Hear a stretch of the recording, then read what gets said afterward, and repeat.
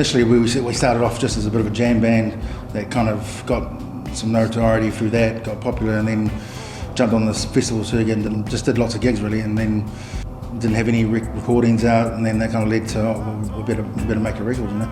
It's the best promotion we've ever done is just doing gigs, I reckon, you know, playing shows and the reputation that spins off from that, you know. If you can win someone over by them discovering you almost half by accident, you kind of win them over and you've got them for life. But whether you, compared to putting a lot of money into advertising in front of their face, it's just, it kind of cheapens what we do, I think, you know.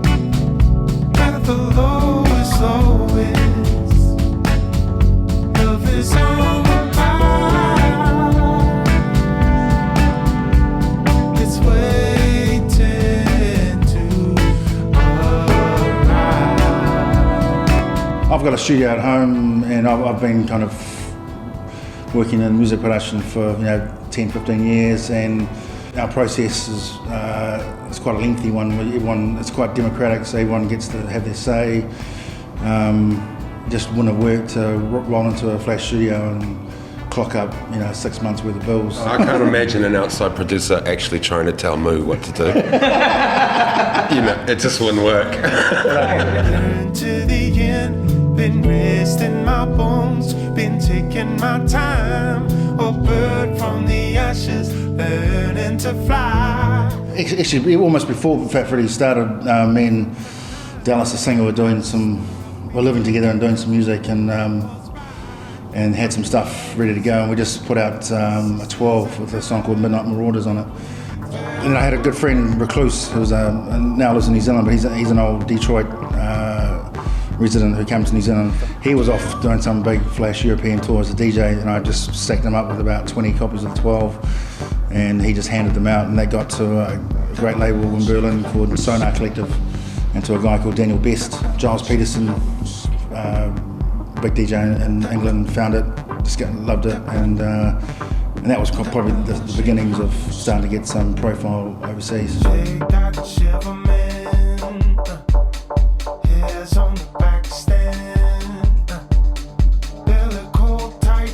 I'm probably the least musically trained. I came into it definitely from DJing. I've been DJing for years and interested in production, whereas the rest of the guys are fully trained, experienced musicians, and I was able to get everyone together, and also just naturally quite a good team leader.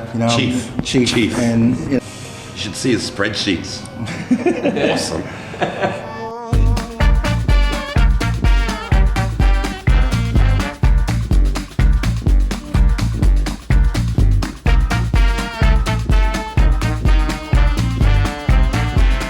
So there's one of the singles that you did that had a few known local celebrities and newsreaders.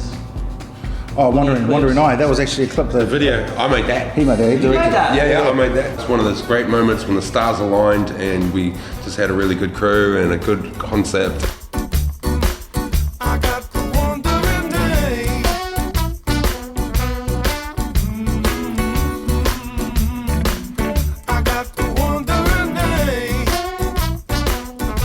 So the new album, tell me about that.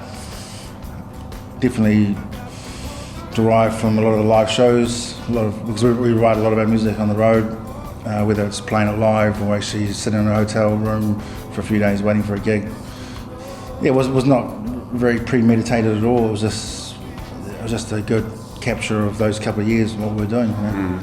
Still amazes me that I don't, I still love all that music, you know what I mean? And even like tonight, we're doing a gig tonight, it's really good to hear everything loud.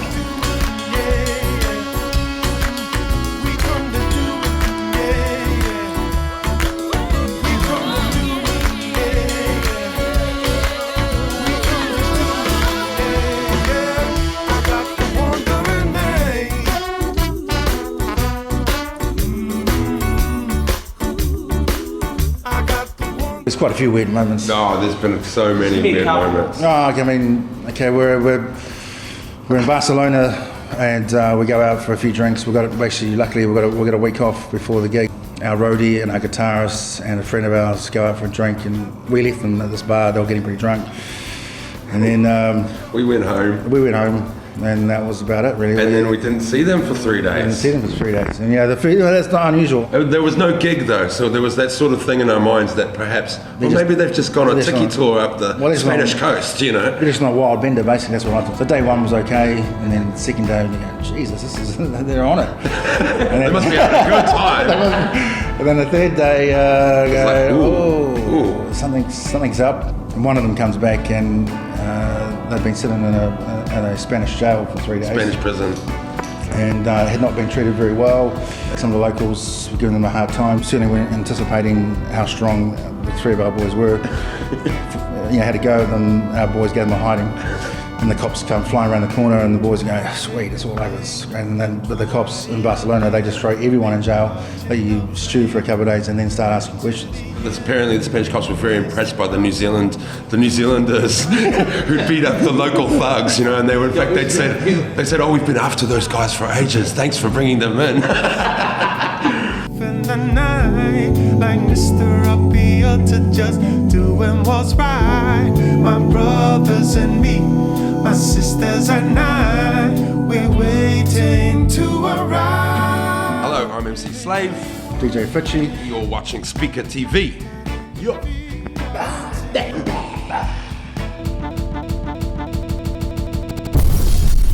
Speaker TV.